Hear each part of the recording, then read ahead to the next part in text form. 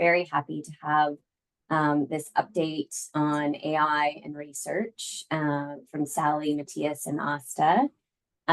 Before we begin, I'd like to acknowledge that I'm an uninvited settler on the joining you today from the unceded ancestral and occupied territories of the Musqueam, Squamish, and Tsleil-Waututh First Nations. And just as we kind of came out of June and Indigenous History Month, I wanted to share a resource with everyone that I recently came upon. I'm just going to pop it in the chat. The National Collaborating Center for Indigenous Health I have a podcast called Voices from the Field, and they have some really valuable stories that might be of interest to our research community. So I'm going to move forward to introduce our speakers today. The first is Aasta Thielke, who's the Interim Manager of Research Services for PHSA and manages PHSA's Conflict of Interest Disclosure System for research. She has extensive experience in the review, synthesis, and quality assessment of evidence and policy issues on a wide range of policy-related and clinical topics. She has a long-standing interest in the use of evidence in policymaking and partnership engagement with public decision-making processes. Welcome. Matthias Görges is a scientist at BC Children's Hospital Research Institute and associate professor in anesthesiology, pharmacology, and therapeutics at the University of British Columbia.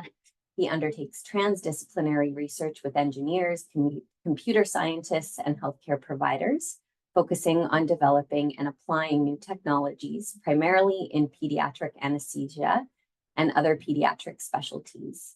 His research interests are digital health, decision support systems, predictive analytics, and data integration and communication platforms. And we have Sally Chen, who is the Digital Health Research Coordinator at BC Children's Hospital Research Institute and the Women's Health Research Institute. She holds a Master of Food Science and Bachelor of Science in Food, Nutrition, and Health from UBC. With a diverse background, Sally has managed national health projects, supported provincial public health initiatives, and led municipal health and wellness programs in her previous roles. And in addition to her broad experience, Sally is proficient in communication, project management, and UX, UI design, responsive design, wireframing, prototyping, HTML, CSS, and some JavaScript, just to boot. What a lineup. I will pass the mic over to you three for your presentation. Thanks for joining us today.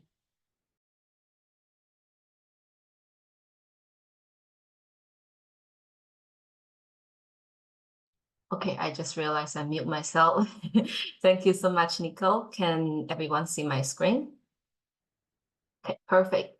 So as Nicole mentioned, today we're going to talk about the PHSA guidance on generative AI use in research. And before that, I would like to acknowledge that we operate on the ancestral and unceded territory of the Coast Salish people, including the territory of the Musqueam, Squamish, and Tsleil-Waututh Nation.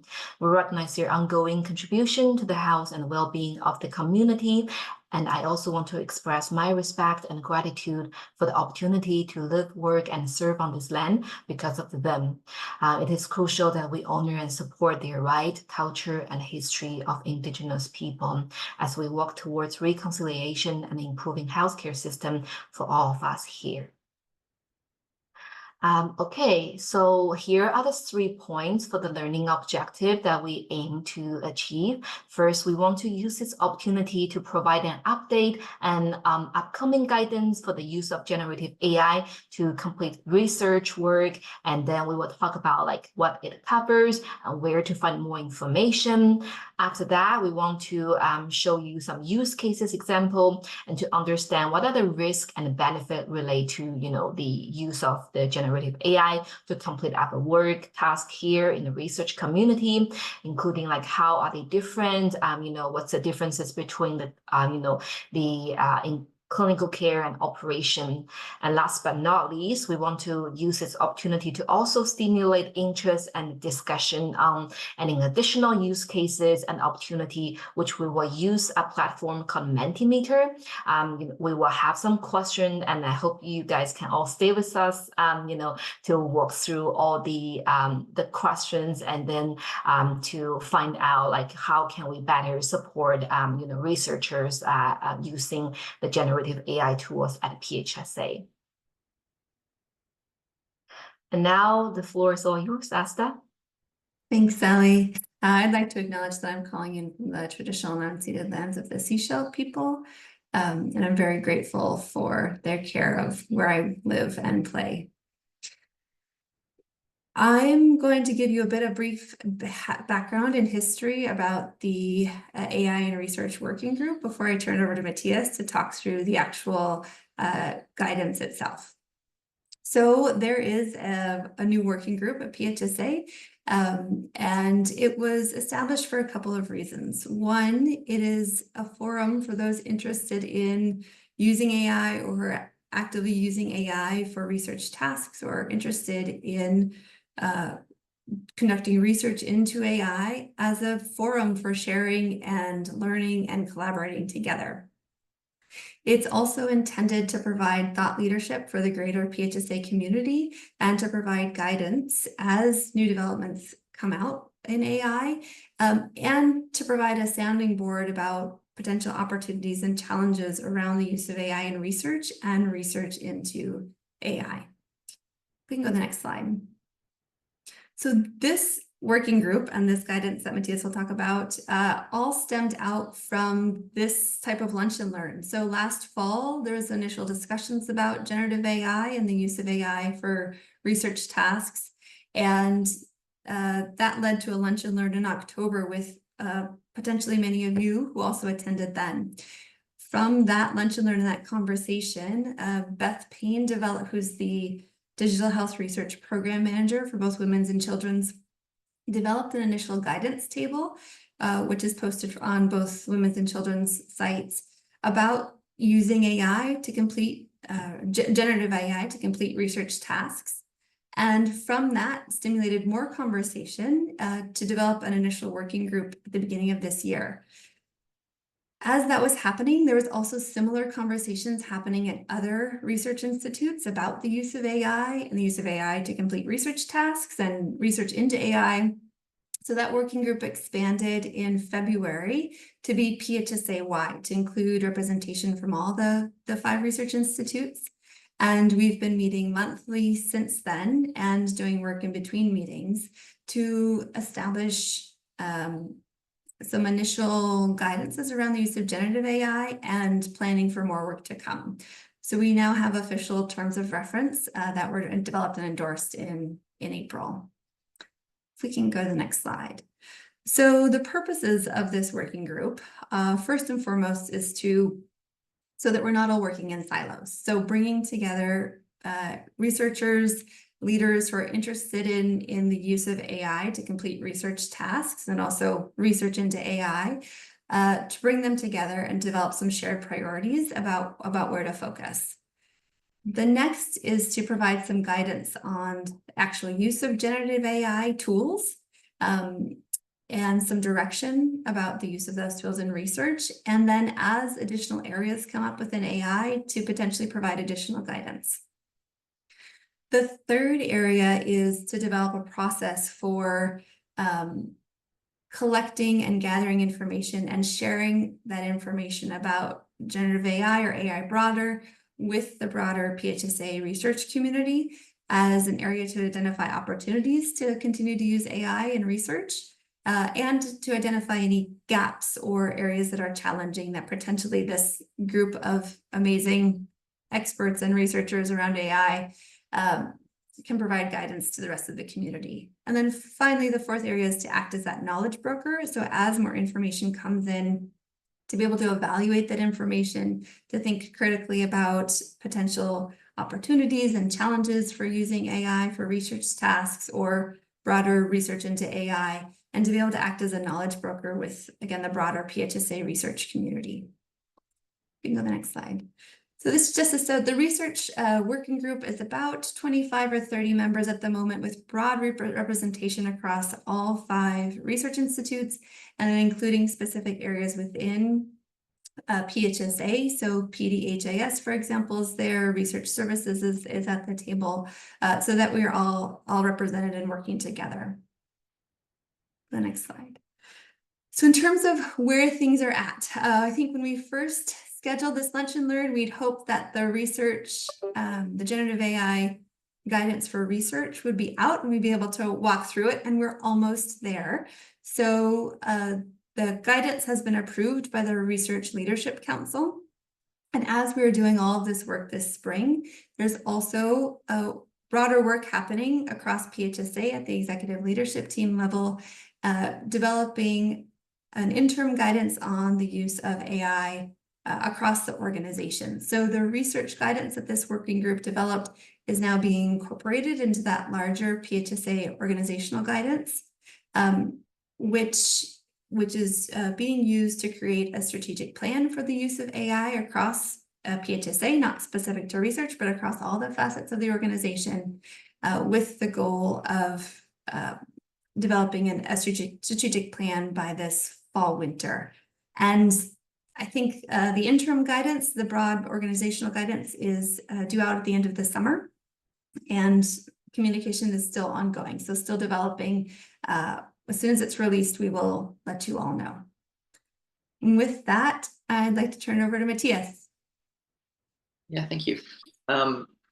Maybe just as a brief comment before I go into this, the AI Research Working Group is initially starting with generative AI, but we will, of course, eventually also cover other aspects of this. With that framing in mind, it is important to acknowledge that generative AI is just a subset of this widely growing large discipline in computer science, and that involves machine learning for classifying things, providing clinical decision support, and has various other applications that involve a whole bunch of domains. But what we're going to talk about here today is primarily generative AI. So this is restraining and constraining us to things that make new text or images, code, sounds, videos, and those kinds of applications. And these are generally broad used tools, which can be used for a whole bunch of things, from synthesizing and aggregating information, and providing code, providing feedback on things, can be used to say, well, I have an abstract, I need this shorter, help me with that.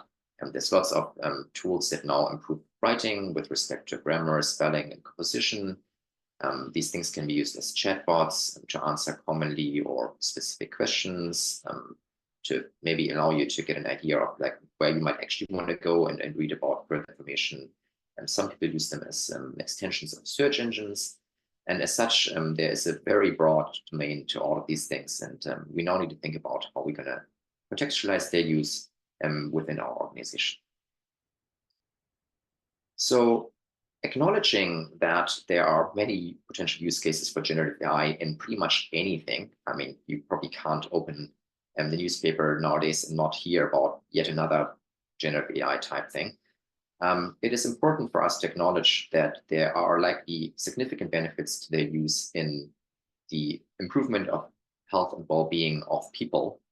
However, this also comes with potential significant risks. And so we need to find a sweet spot whereby the benefits that come from this outweigh the risks associated with this use of these technologies.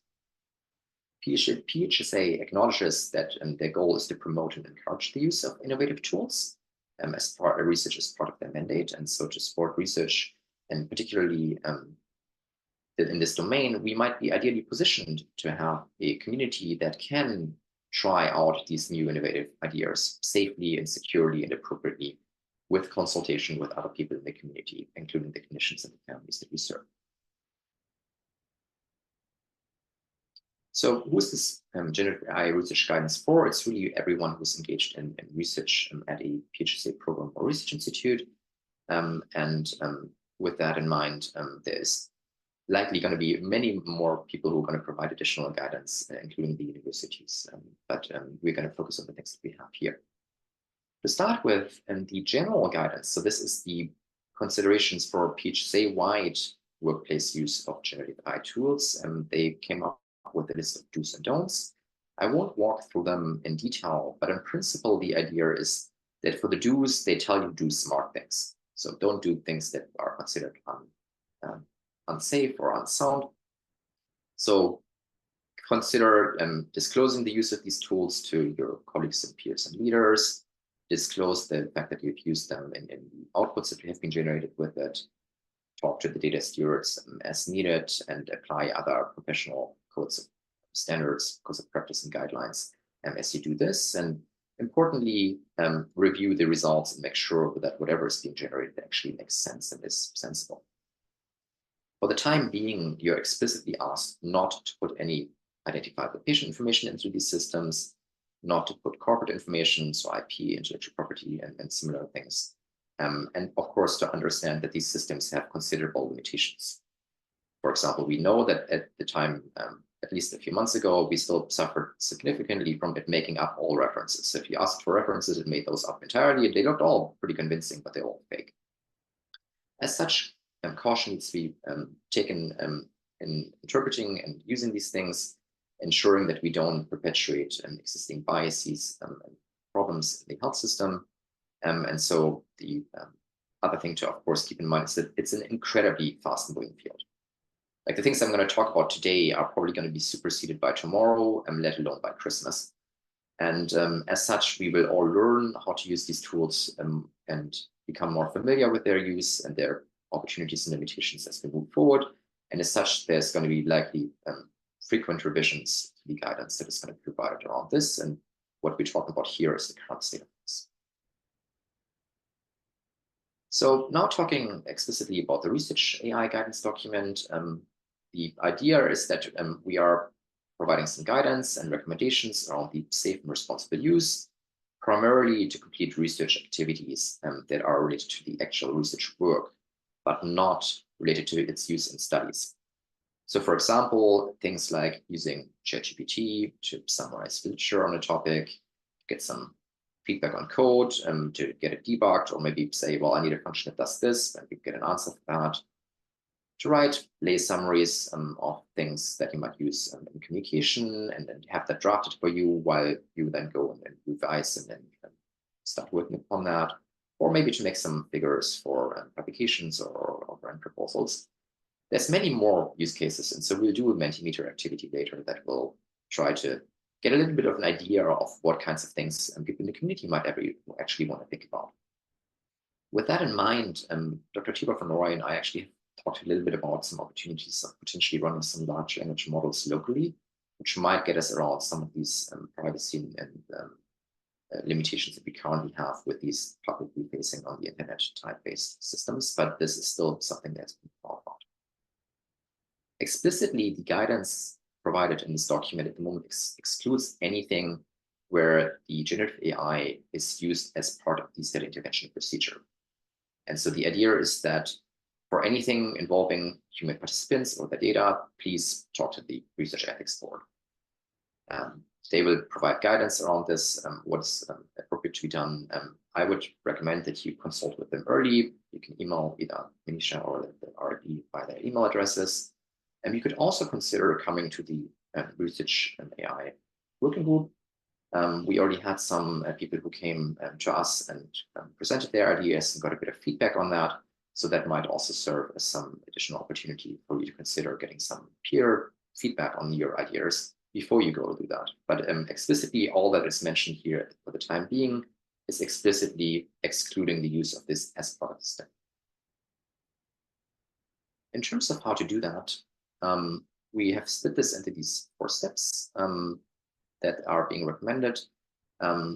Sally is eventually going to switch to showing some of the details, but in principle, there's these steps of starting with a consultation. So make sure that you've talked to your team.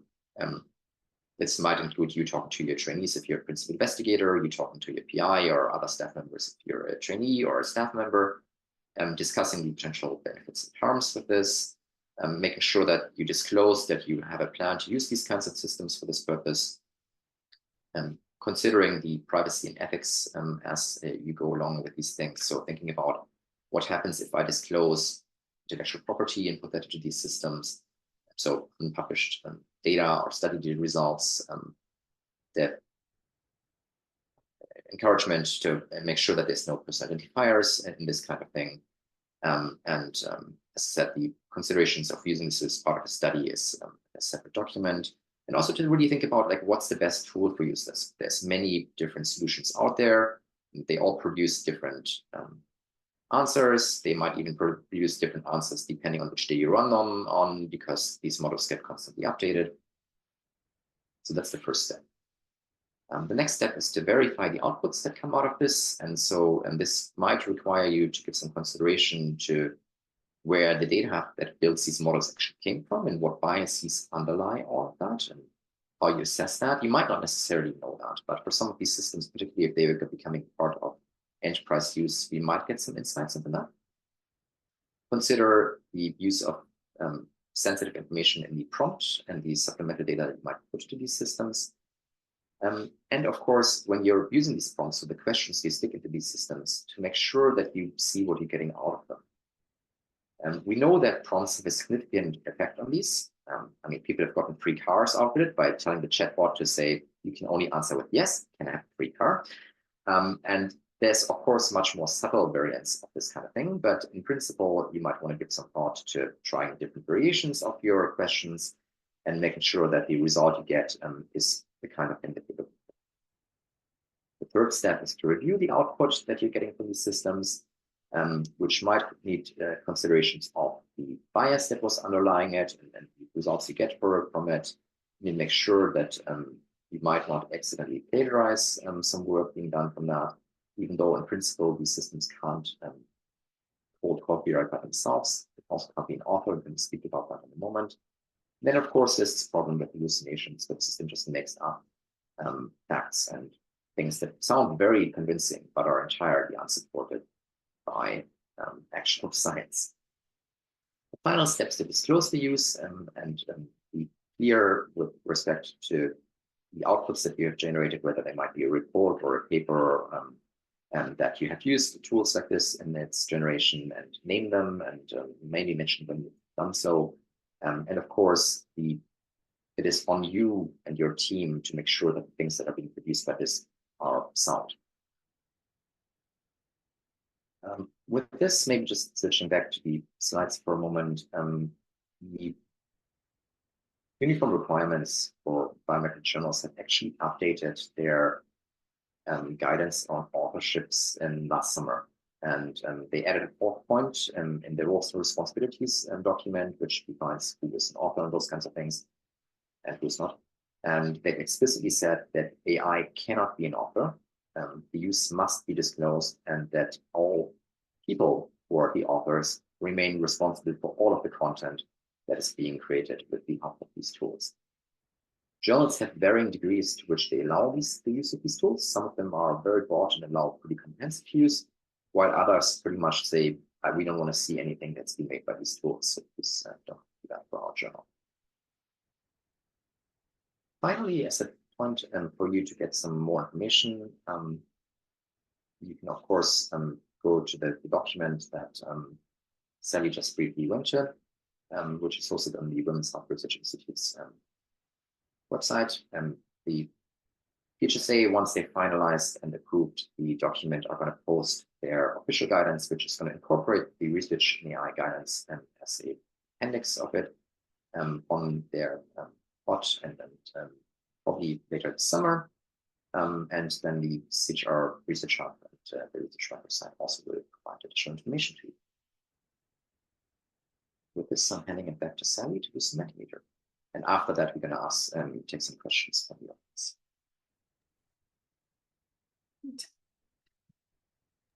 Yeah, thank you, Matthias. Just like Matthias said, we will have everything ready later on. Although there's nothing really on the Research Michael side at the current moment, but more information will be posted. And but so far you can read what we have just shared with you on the WHRI to see the four steps for more information. But we will have update later on, this summer or probably in the fall. Now we are going to enter the Mentimeter activity. So please use the code here, or scan the QR code, use your phone. We will have a few questions, ask people to, give us some feedback on the Mentimeter. So we'll quickly share my screen again. Oh, thank you, Matthias. Yeah, you can also see Matthias post a link for the participants. So please just go on the link. I will share my screen for another few more seconds for people to scan the QR code. If you're already there, the first is just a warm-up question. So if you're already on Mentimeter, the idea, if you can just enter your reactions, thoughts. When you think about AI, you think about research, you think about PHSA or your individual organization, children's, women's, BC Cancer, CDC, mental health and substance use services. What are some first thoughts that come to mind? You can type in a single word, you can type in a couple words. And the idea is this discussion stemmed out of this Lunch and Learn 9 months ago. And a lot has changed in the course of the last 9 months around AI, around discussions around AI, around the use of AI at PHSA. So just trying to get a headset and looking at responses, some optimism, so that this could be helpful, this could be transformative, that some concern around regulations, barriers to use, time saving,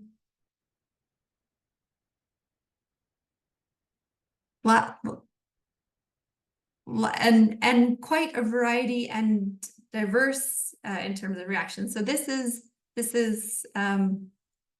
thank you for this. Just in terms of where we're at and acknowledging that we are still, as Matthias mentioned, this is an area that is growing incredibly fast, and will try and support and provide guidance as this area grows and as we all learn and our comfort level with using AI and also understanding better the risks and benefits grows.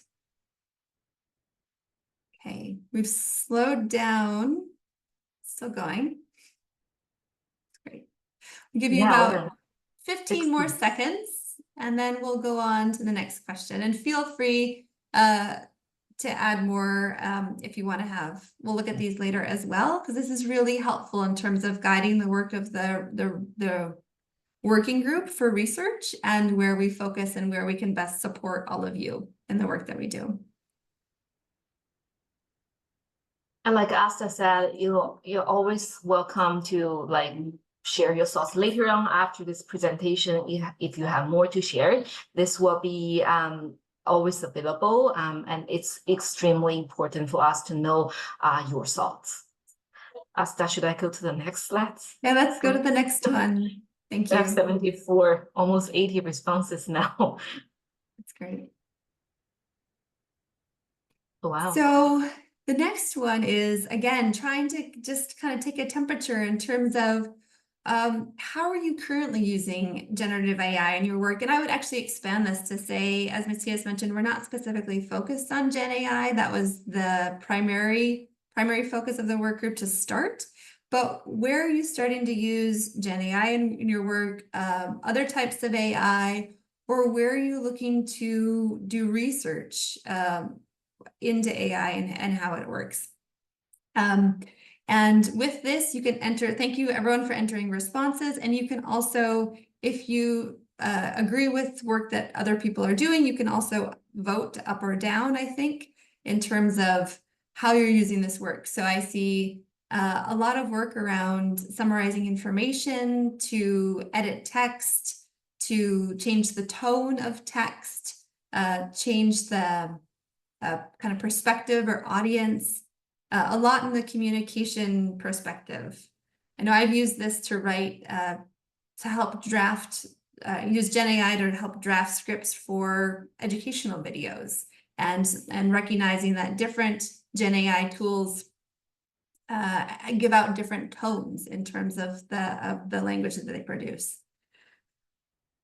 Coding, I see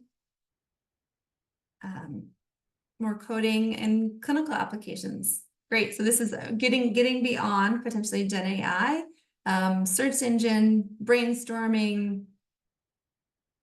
It's quite diverse in terms of how we're all or may not be using AI or exploring using AI in your work. We can go to the next one. So in looking forward, knowing that we've had about a year or so of kind of playing in the sandbox with what tools are available out there, some of you may pay for subscriptions, some not. If we were looking forward in terms of using Gen AI tools or other AI tools for research tasks or specific to research at PHSA, what are some tools that you would like to have access to? Again, looking forward, trying to plan, trying to be supportive of the work that you're doing. Are there specific tools that would aid in your work? So I see lots of chat GPTs, different versions, Grammarly, private large language models. This is great. And I think Sally and Beth will do some work moving forward to also do a survey of the broader research community about if there's other tools out there that many researchers would find helpful. Okay, thank you for that. I'll give you a couple more seconds. And again, we'll leave these open. So if you want to come back and continue to add your thoughts, more than happy to look at those later as well. Okay, if we can go to the next question. So as you do this work, and this question and the next question kind of tie together. So in terms of the working group, and as we look to our future work and how we can provide support, what are some areas that are of concern for you? What are some areas about the use of generative AI or AI in general, broader, beyond Gen AI and research that give you pause? See a lot about privacy and ethics and looking at the accuracy of information, or as part of the key feature of Gen AI is to hallucinate and to make up information, concerns about that. Transparency of using information or using these tools. It's not reproducible when you do use Gen AI. Patient privacy biases. So looking at the underlying training data of these models and the biases that may exist, and then how that shows up in the results. Disclosure, misinformation, risk of putting in information, risk of using the tools. That's great. Reliability, again, concerns about what type of outputs you're getting from these models and the data they're being trained on. AI as authors, I think that's how do you credit, how do you cite the use of AI, and some journals moving forward with not having AI as an author, and some journals moving forward with needing to disclose that you have used AI to draft an article or draft an abstract. Who owns the data in terms of training the models? Patient harm in terms and concerns about patient data. And having some infrastructure or challenges around being able to process and use these tools to their full capacity. Okay, thank you for all of that. We have one final question, and I'm going to ask you now to, thinking about these challenges or concerns that give you pause, what are some specific examples or use cases of where you have had concerns or where you've second guessed information that you're putting in. And where would it be helpful to have some additional guidance? So in the research guidance that will be coming out shortly, we've tried to break it down about this is a common scenario where you might use ChatGPT or one of the other Gen AI tools about summarizing information for a lay audience, for example. And if you do that, we give an example of a prompt of the output, and then what are some concerns or what are some of the benefits of using this type of tool? And then what are some of the concerns and different areas for concern around privacy, around misinformation, around data. So as you use these tools, what are areas that have given you pause or specific use cases? That would be helpful to have a sounding board about using these. Right.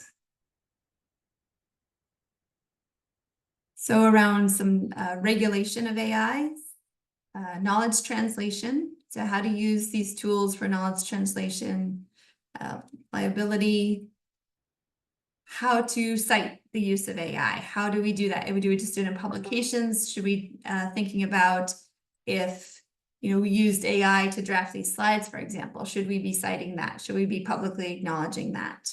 And does that is somehow discredit or not take away value from the human that's creating the input? Lack of transparency about using tools. It isn't reproducible if you do use AI because they're changing and the prompts are different. Convenience versus risk. Help with language for performance review. So as specific as you can be, we appreciate it. And the idea is with the researcher microsite, so that is a public-facing site. The broader AI guidance for PHSA will be on POD. The research-specific guidance will be on the researcher microsite, which you do not need network access to be able to view. So there will be a page dedicated to AI, and we hope to build out more use cases and have that information live there, as well as different resources available for AI as more resources become available, or the working group identifies particular resources that would be useful to share. So this is wonderful. Thank you so much for submitting these use cases, and please feel free to share this with colleagues who weren't able to attend.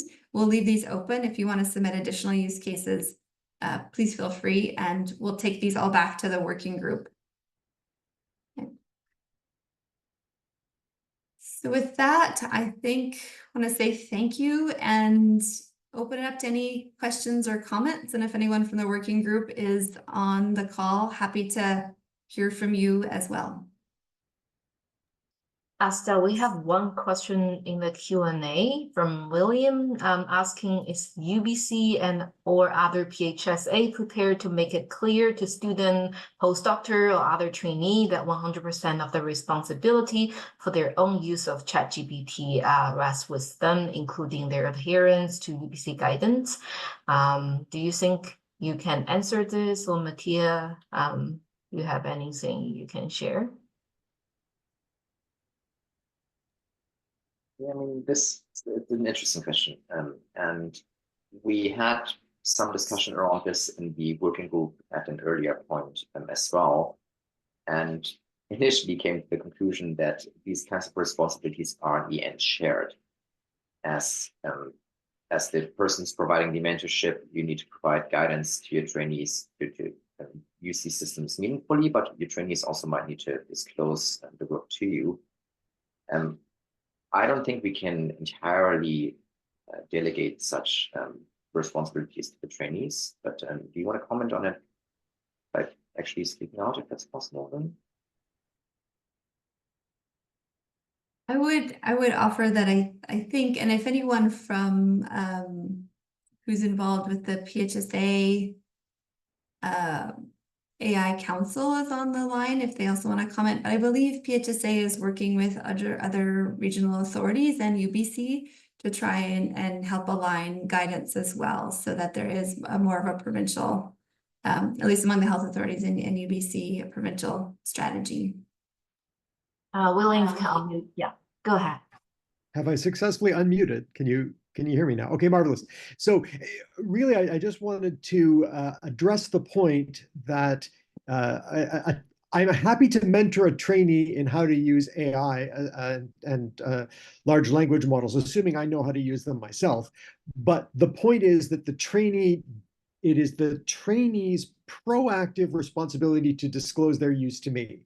I can't take responsibility for something if I don't know that it's been used. And my ongoing concern with ChatGPT and other large language models in the training space is that I view writing down one's own human thoughts as an intrinsic method of developing critical thinking skills, and it's something that you can't outsource. So it's great to use ChatGPT to summarize text that you've already composed, or maybe compose like a low-level text that saves you time, but to do actual thinking about a patient's healthcare or thinking about research, that requires writing from within the human brain, not using large language models at an early stage. And it's not clear to me that incoming trainees with, of course, their general enthusiasm for new tools truly understand that difference. I think it's also highly tempting for trainees and other people whose first language is not English to provide or to profit from assistance from large language models. And I think they may be doing themselves a disservice in the long term by not learning as rapidly how to organize thoughts in a language that may not be their first language. And I know how tough it is, having had to organize my thoughts in 2 other languages at a high level. I understand the plight that they're in, but it's also intrinsically important to organize one's own thought, to organize one's own thoughts in one's own head by writing them down without assistance before you then use assistance. Let me put it to you that way. Thanks very much.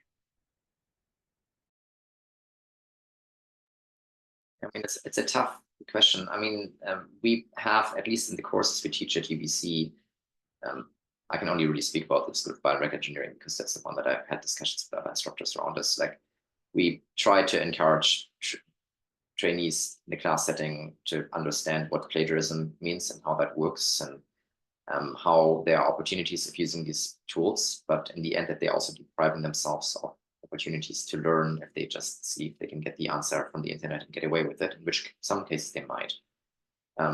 But I think it's a rapidly evolving field, and the comments we make on it now might be superseded very, very soon. And I think the best you can do is try to warn your trainees with giving them some examples of where there might be some limitations, or to actually use cases in which they get to explore as an active activity the limitations of these things. So like ask them like the Aasta's thing and see how much you can change the prompt until it breaks. And similar things, but providing broad guidance is very tricky. Thank you, Matthias. Thank you, William. We have 3 more questions in the Q&A. So the next question asking about our working group experience, like does our team have any preference for specific generative AI for different tasks or project? Like that person said they prefer Gemini for writing as it feels more human in its writing compared to ChatGPT. So do we have anything we can talk regarding this? I don't have any comments, but if other people in the community have strong preferences, this would be lovely to hear more about. At the moment, I have not compared enough of them to give you an informative answer, but I know people are looking at it. But if there's people who are like, feel free to put things as comments in the chat as well. If you say, well, here's the one that I love and here's why, or here's the one I dislike and here's why. And as a Yeah. working group, we haven't focused on specific tools. We've tried to keep it at a bit higher level, knowing that people will have individual preferences depending on what kind of tasks they're trying to complete. Okay, the next question is about, is the working group developing suggestions or guidance for how to foster transparency in the use of generative AI?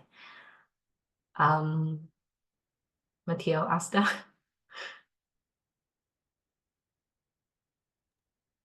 Explicitly not yet, I think, but it's certainly something we've thought about. Aasta, you wanna? Yeah, I would say that that 4-step process that Matthias talked through is the first step. So just having those discussions within your team. So first acknowledging at a peer level or a peer training supervisor level that you're using AI is the first step. Talking about having open conversations about what does that mean? What are you concerned about? What are some of the challenges? What are the limitations? I encourage you to explore. So compare Gemini with GPT and see, I've used them side by side simultaneously and taken what I like from Gemini and taken what I like from GPT and put them together. So use them as tools. And then I think as you go through the process of both being transparent within your own work and the work that you're doing, and then we haven't talked about explicitly about reporting, but I think that's an important next step in terms of disclosing how you're using any of the Gen AI tools, and keeping the conversation open so that we can learn from each other and not have it be taboo. Once again, if you're a member from our working group, feel free to unmute yourself and also contribute your knowledge. One more question regarding other generative AI resources can be used to translate educational material for family, such as those with limited English proficiency. Is that something that guidance touch on? Did we touch on that part about translation, Matthias? I don't think so. I mean, automated translation is an entirely different field of work. And if you look at the huge progress that we've seen that, I mean, the things that you now get out of Google Translate, for example, if you were to compare them today against what they were 2 or 3 years ago, it's actually quite good now. Like, it used to be pretty terrible. How to combine these things, particularly, I guess, with the idea of using patient-facing materials, my initial advice would be to, again, ask a human who is native in that language to look over whatever you're coming up with before you were to expose this to an actual person. But I think it's certainly something we should consider adding as one of the objectives for the group to have a bit more of a thought about. Because, of course, as part of the initiatives at the BC Children's Hospital Research Institute as well, to get more inclusive recruitment strategies, this might be something that we will see much more of, similarly to offering service in multiple languages. So I think it's a relevant question, so thanks for providing it. But I think it needs a bit more thinking about. Thank you so much. The other question is about quality of data, such as for literature research, search accuracy. They're wondering, like, if AI has access to all research data that is currently available through secure portals such as UBC Library login, or they're just only open to open source. I think this is an it depends question. So the currently existing large language models that are publicly facing do not have access to anything. In fact, they're typically created by scraping the internet. And once these companies ran out of scraping the internet, they then started to transcribe YouTube videos to make more training materials, and which they've now also run out of. So these spoken encompass the words made by humans that is publicly available without you getting sued for it has been now depleted. But these systems do not have access to anything that's proprietary under a paywall for a journal, for example, and whatnot. There are some opportunities when we get enterprise level integrations. So, for example, if PHSA were to adopt Microsoft's Copilot, that it could get access to some of these internal things.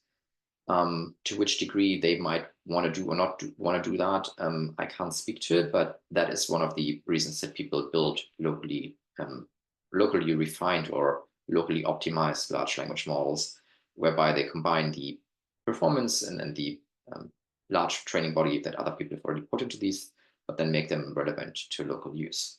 But so at the moment, the answer to this is no. It does not have access to anything that's not publicly available.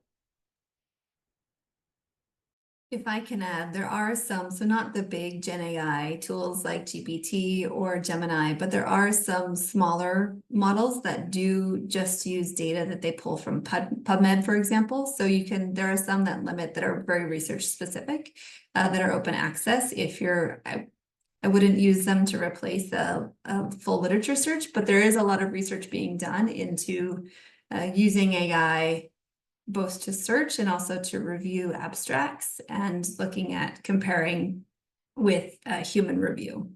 I think that's active work that's currently being developed. Last question from our audience is like, isn't summarizing the research or like analyzing the essence of science and research? I think it's more like a comment. Sure, but similarly, how I'm very happy to use a spell checker to make sure that my English isn't terrible, we could use these tools as something that will help me in this process. I think we need to walk away from saying that this is the one and done thing and think about them as being opportunities to streamline and optimize things. And maybe this thing eventually is going to write better than I do. I don't know. What is important is that I reflect on the things and say, well, actually had something else in mind, which is this other thing. And so steer that into that direction or revise and reflect on the things that it does. But yes, I mean, I'm speaking about critical analysis in a course on Friday, and this is something that's important. The other aspect of that is, of course, ideally you want to do this as a group. You don't want to just do the synthesization and the interpretation by yourself, but you want to talk to others about this as well, and which the system also can't do for it. And importantly, related to a comment that was made earlier, these things are not creative. Like if you ask it for like please come up with 10 new research ideas on X, it's going to come up with 10 answers, which are existing answers being slightly squished together and run through the blender and recombined, but there's no true creativity in that.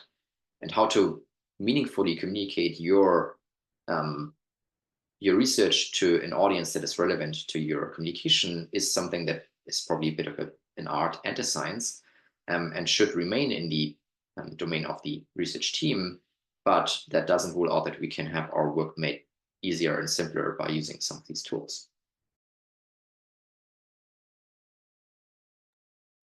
Thank you so much, Matthias. I believe that's all the question we have in the Q&A. We still have a few more minutes left. So if you have any questions, also like feel free to type your questions there, or simply ask to raise your hand and we can unmute you if you prefer to ask that questions, without typing.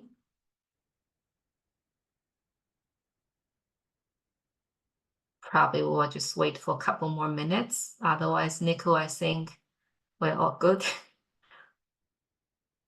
Oh, okay. We have one more question. Are there any opportunity for students to get involved in our work? That's a brilliant question. Aasta or Matthias? Sorry, are you asking, maybe you could unmute yourself and actually ask this. Are you asking to get involved in the research working group or research AI working group, or are you asking about getting involved in projects that use these tools in the research study setting?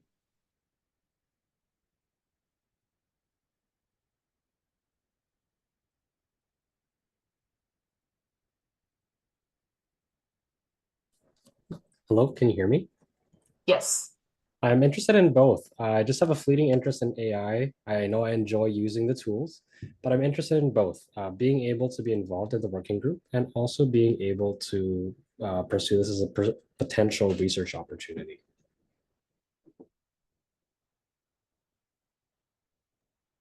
Well, maybe send an email to Dr. Beth Payne and say that you're interested in this.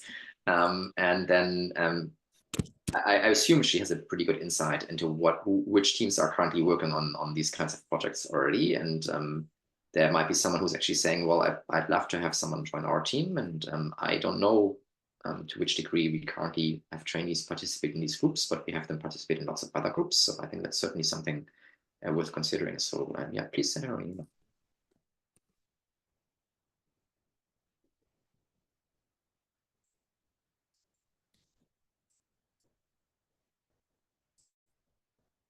I'm going to just type her email in the chat box. Oops, 1 second. Is there anyone else have questions in the meanwhile? Oops.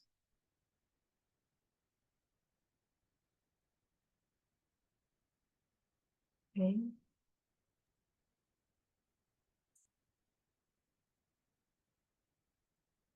Sally, I maybe just popped it into the chat. A piece of comment. So if you're interested in this, would like to brainstorm your idea or have some research idea and you're not quite sure how to take this forward, please reach out to Beth, and we will maybe make some time to discuss this at one of these monthly meetings, so you can get some feedback from a whole bunch of people who've thought a little bit about it. And in the end, we're trying to build a community around this. So the opportunities for peer support and that of course exists. And then just as a plea to the community, if you're considering using these things in the research context, please contact the RIB early, not until you've already done a whole bunch of things in your design, so you can get some feedback. And similarly, you can also contact the working group.